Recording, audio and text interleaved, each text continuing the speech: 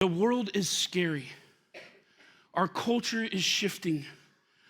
Our children face pressures that you and I never had to. But guess what? God already knows what lies ahead. He knows the world that our kids are growing up in, and God is not sitting in heaven wringing his fingers, anxious about what's going to take place. God is operating in peace. His plan was never fear. His plan has always been formation. And you and I, who are raising kids, our calling is not to raise fearless kids, it's to raise spirit-led kids.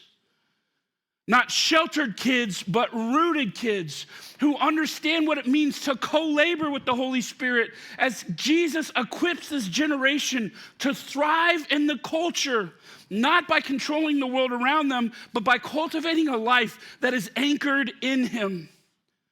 We don't just teach our children how to avoid, we teach them how to abide.